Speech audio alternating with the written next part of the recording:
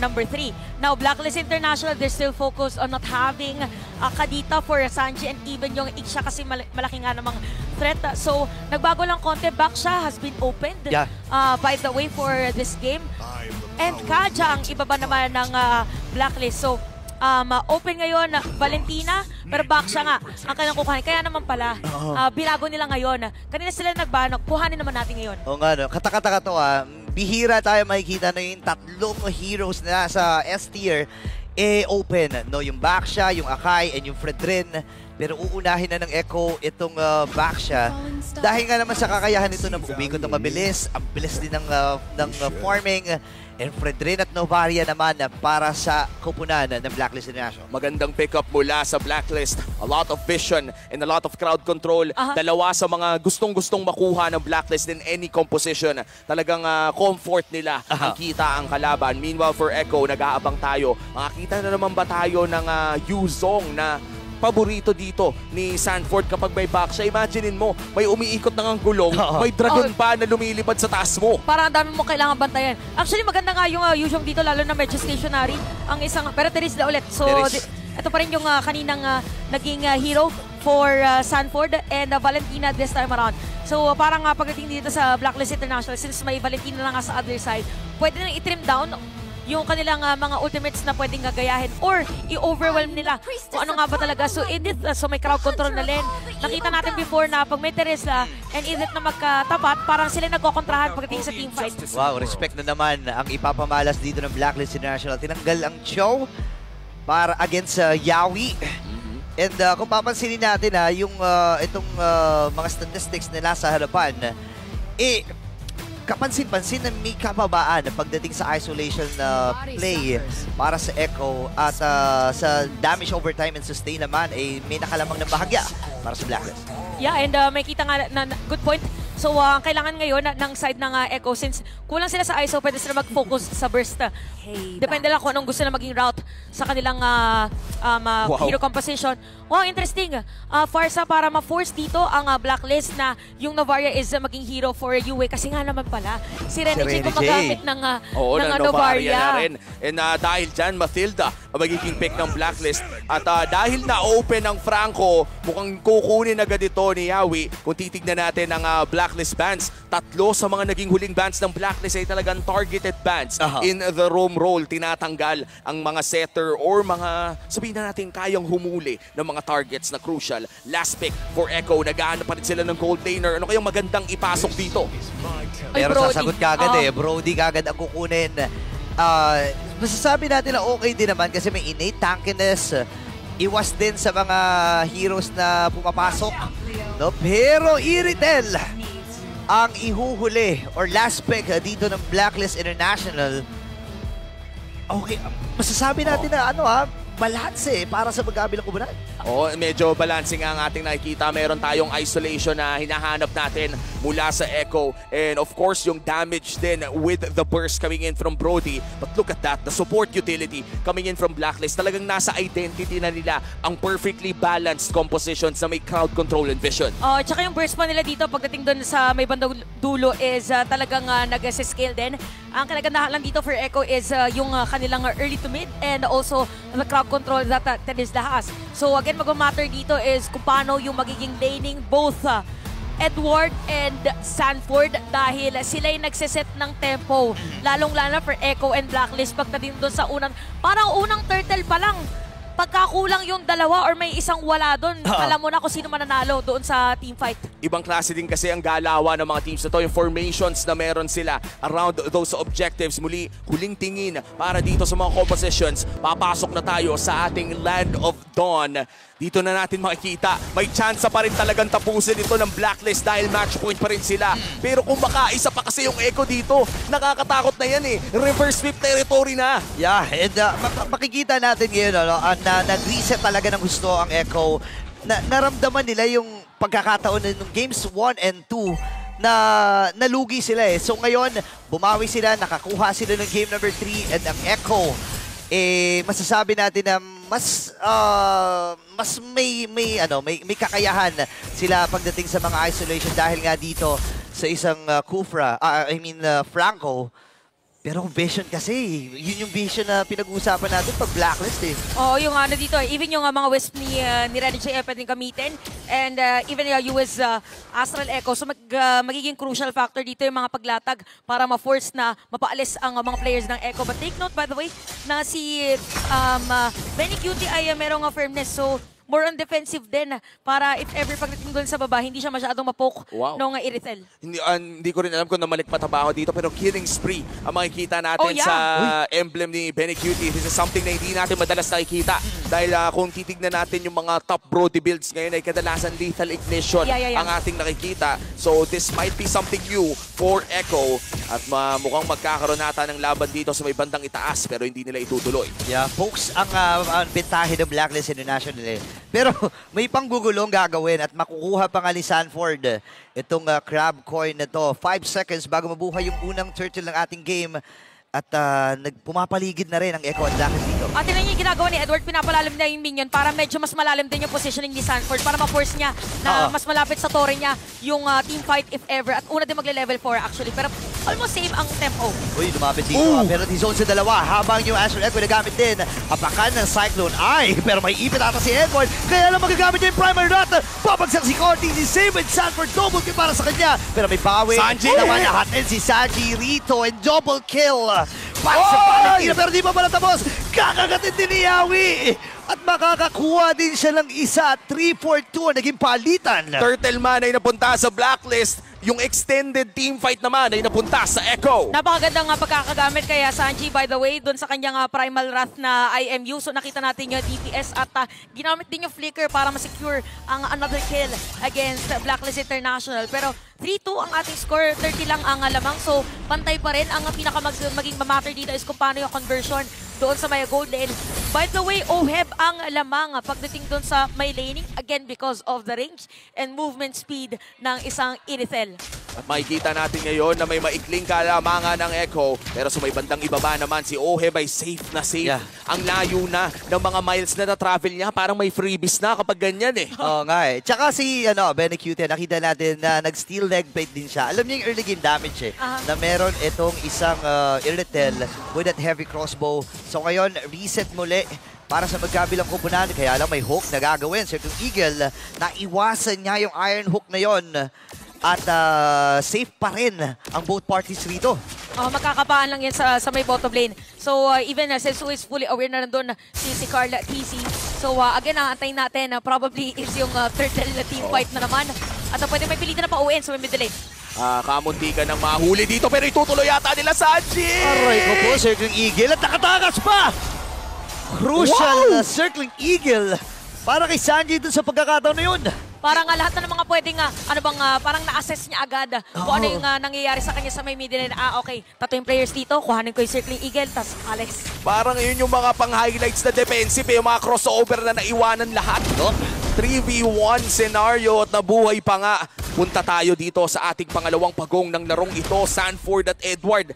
Ganito na pala ang Lord Dance ngayon, XP laner na ang hahawak. May dagdag sa XP yan, parang training grounds yan.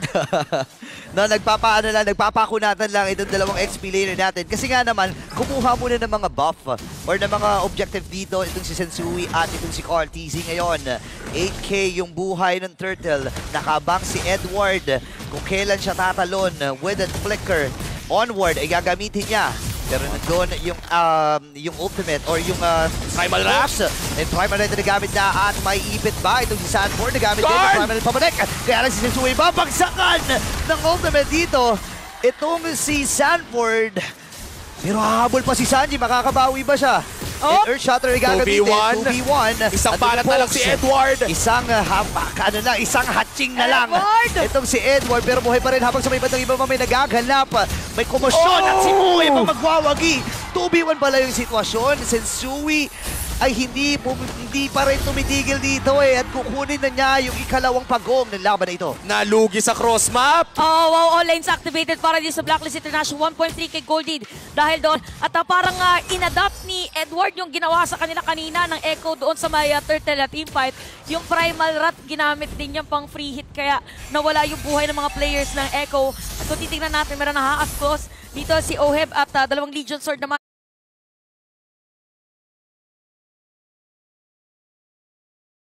para dito kay Benny Cutie, which by the way, medyo lumolobo ang kalamangan dahil nga din naman doon sa bayan nangyari sa bottom lane na kill kanina para kay Oheb. Very unfortunate for Echo. Nawalan na nga sila sa turtle, nawalan pa ng gold laner sa baba. Kailangan nila makahanap ng paraan para maka-recover. 1K ang lamang ng Blacklist International. Mukhang makakatore pa sila sa may bandang ibaba. Saan kaya ang magiging ganti dito ng Echo via the trade? Mukhang libre makukuha ang tore sa baba. Yun nga, may konting kumasyon din dun sa may bandang itaas pero may plano si Yawi. Same with Sanji. Sa mga tatawid na members ng Blacklist International, 1.4K gold lead para sa mga agents. Mabilis na clear wave at iskapo kagad muli para sa Blacklist. Kanina sinasabi yung trading for Echo, wala silang naging trade actually sa ginawa doon ng Blacklist International. So pwede natin sabihin na for Blacklist, kailangan lang i-maintain dito yung space na binibigay nila kay Oheb kasi again, lamang siya. Now for Echo, pwede sila mga double lane para dito kay Brody. And look at the box! Uy, nagamit na rin yung ultimate habang yung Asher Echo na ibitawan. Mamamatay si Sensui sa pagkakataon na yun pero apat kagad. Echo Express activated. Para sa mga orders pero hindi pa natapos. Second Eagle, palayo, torn apart memory. Pero bitin pa yung damage nun. Call TC ay nag-aabang din.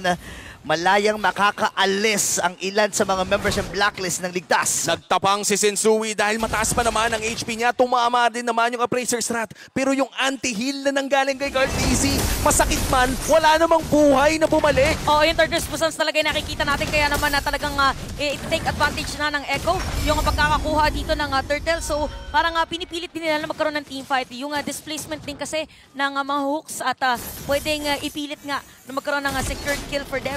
We have the Berserker's Fury this time around.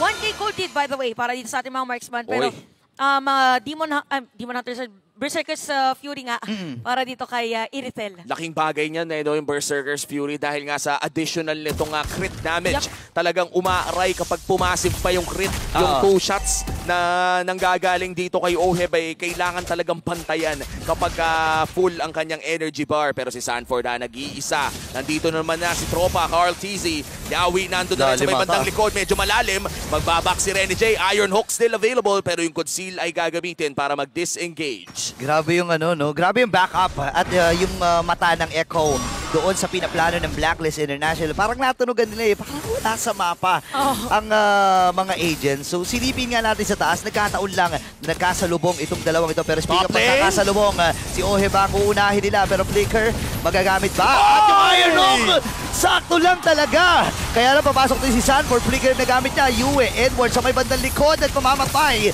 Si Sanford sa laban na iyon, Oheb and Sanford na naging palitan. Edward mapapafigure din pero saan ka pumunta? May Iron Hook muli. Free hit dito si Benny Cutie. Primal Wrath! Yung kanyang torn apart memory. Pero buhay pa rin at makakapatay pa itong si Yue. Sanji's down. Grabe si 2 for 1 pa, no? Oo, grabe si Yue. Nagpapanggap lang pala nga daw mo dun sa may gilid. Brad, napakaganda. Hindi ko na siya napansin. Tapos yung pala bigla may gumagalaw. Nahira doon sa moment na yon. So again, Yue is 3-1-3. But for Echo right now, parang pinapredict nila somehow kung saan ilalanding dito yung kanilang mga skills. At if ever man na merong crowd control, still yung kanilang strategy nung game number 2 or game number 3 rather, yung patong-patong ng crowd control. Kaya hindi nakakatakas. Tinamaan pa nga ng revenge strike by the way, si Oheb nung moment na yon. And 9 minutes in, still anybody's game.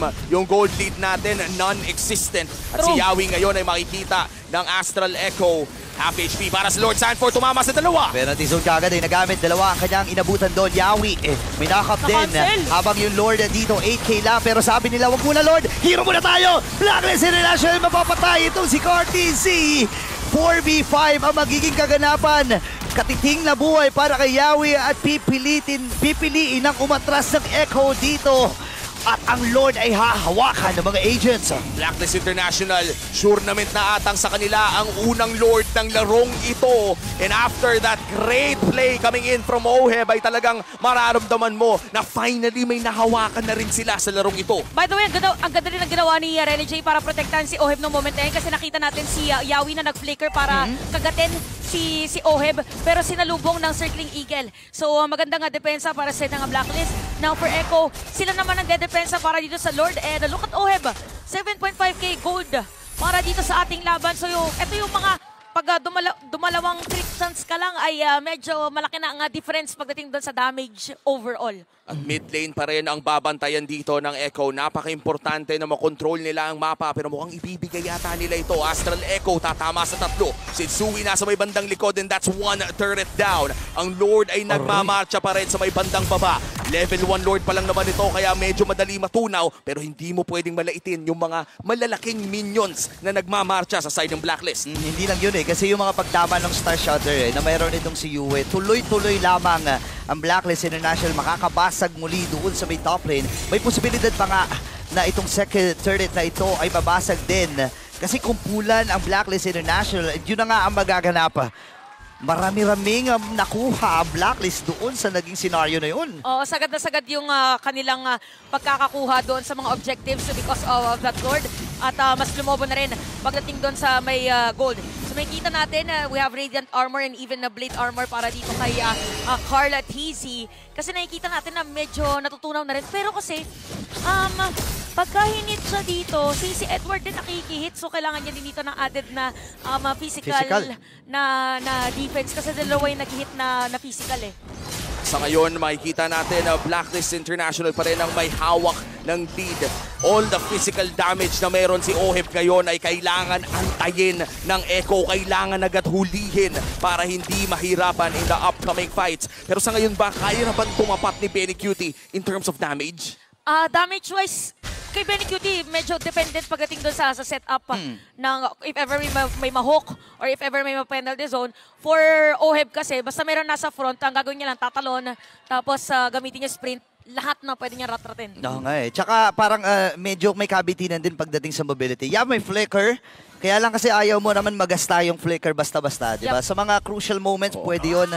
And yun yung kinakalamang dito ng Blacklist International kasi may guiding wind eh. Any moment, kung may ipit man si Ohe, bukod sa naka-quantum charge, naka-sprint siya, may paghatak pa mula sa guiding wind. So talagang masasabi natin na safe. Plus yung shield mula doon sa guiding wind na nakakatulong para sa kanilang upunan. Ibang klase talaga ang binibigay ng Matilda ngayon. May heal pang kasama. Kaya naman puro anti-heal ang ating nakikita ngayon sa items. Naka-necklace na dito si Sanji. Sinabayan pa ng Dominance Ice pickups para sa XP laner at roamer ng Echo. Nire-respeto nila ang sustain na meron ang Blacklist International kung kaya't sisimulan na ang Lord ng dalawang jungle. Damang ng level si Sensui. By the way, yung item din dito, both Edward and Yue, meron silang Mystic Container. So as much as possible, gusto nila maging matagal pagdating dito sa team fight because of the 8% spell vamp.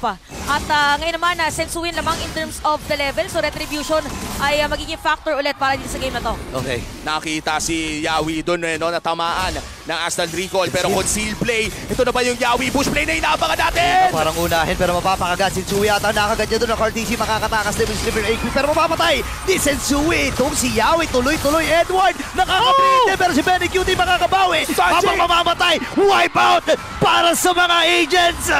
Oh my gosh! 20 seconds para kay Yawi. Mukhang Lord na lang ang call ng Blacklist. Hindi pa endable, pero pwedeng makuha ng libre ang Lord. Grabe makiramdam dito yung Blacklist International. Nakita nila na mayroong conceal. Nahanap nila dito kung sinong target ni Yawi tapos na nag-flicker up kaya sa iba napunta yung kanyang kagat. Ngayon naman, decent call for them as well. Dahil wala nga din ang mga hitter pagdating doon sa Torre. So why not kuhanin natin yung Lord and successfully makukuha nila yan.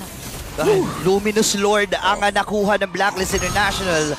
Kailangan kumapit ng Echo dito. Kung titingnan natin in terms of clear wave, kahit papano naman, may kayang-kaya nila di ba? Kaya naman nilang i-wave clear dahil sa Valentina at pati na rin dito sa Brody. Pero kung medyo makapal yung mga waves, baka kailangan nilang gamitin yung torn apart memory para ma-clear lang yung waves at malaking dagok yun sa damage na meron ng Echo.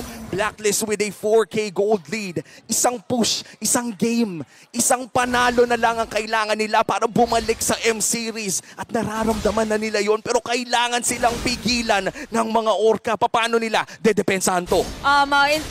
In terms of defense para dito sa Echo, first kailangan makakuha muna dito ng magandang ultimate si Sanji with the IMU kasi kailangan nila ng kit. Could be yung Circling Eagle or kaya yung Primal Wrath. Better yung Primal Wrath for them. But for Edward, alam niya na siya pwede maging target. Actually, pwede siya magtago. By the way, Circling Eagle ang uunahin dito ni Sanji para meron silang pang crowd control.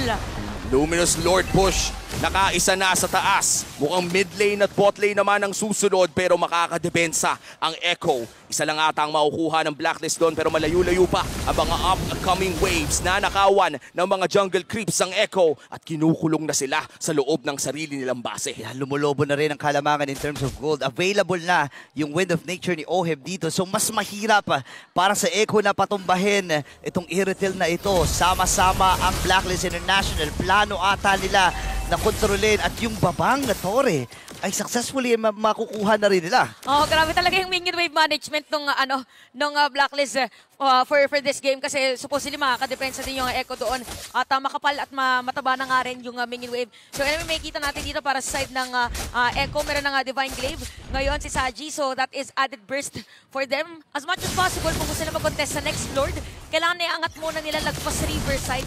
Kailangan nila ihatid. Kasi pwede mangyari dito since this is Irithel and even Mathilda, pwede na ipilit for a split push dun sa may bot. At yung split push sa bot na yun nakakatakot kapag Evolved Lord na yung Chinachani dahil yung Mega Minions malaking tulong na nga yun pero yung the fact na malayo nga ito yung long lane na tinatawag nating malayo doon sa objective ay talagang mahihirapang mag-respond doon ng Echo. At kung Lord Dance naman ang tanungan, parang Blacklist talaga ay isa sa mga teams na kayang sumayaw ng matagal. Base din kasi sa komposisyon na meron sila. Imagine mo, may nakaharap na Renegade, may nakaharap na Matilda sa'yo. Tapos kapag medyo duda sila sa mga posisyon, Astral Echo lang, marireveal na kagad yun. Kaya yung Echo hindi rin confident na pumwesto doon sa mga damo na usually na pinupuntahan nila kasi lagi silang nakikita Mukhang magiging mahirap ang depensa o ang contest para sa Echo. Pero sa ngayon ay pumupuso pa rin ang mga Orcas at nandyan si Carl Tizzy para bigyan ng chance ang maka-retry steal ang kupunan ng Echo. Sanji Inyawi nagtatago sa bush. Hindi pa naman nabibigyan ng vision pero available ang Astral Echo. Isang magandang Astral Echo lang at makikita ang buong kupunan ng Echo pero mukhang hindi pa nila ibabato yun. Sila gagamitin na Yawi naghahanap ng kakaganda yung flicker na gamit. Sabay din ang flicker mula dito kay Yue. May hook din nakasama. Sanji medyo napalalim pero makakuha si Bergit dito at si Yawi mamamatay. Ngayon tuloy-tuloy ang normalan at dapat bibitawan niya pressure shot. Ngayon Oheb nakakuha na ng dalawa. Atrasan muna pa ang Oheb dito. Nakikipagnormalan na rin si Benny Cutie at triple kill para kay Oheb. Mag-isa na lang si Sanji. Pero pamigil sa tuloy-tuloy yung kanilang pagabante. Mawawasak na ba ang puso ng mga Orcas? Babalik na ba ang Blacklist? Oh no, wala pa sila mga minions dito at ang tagal ng mga death timers. At muling babalik ang M3 Champs sa M-Series. Rinig ang enerhiya sa MPL Arena. In this winning moment, it's brought to you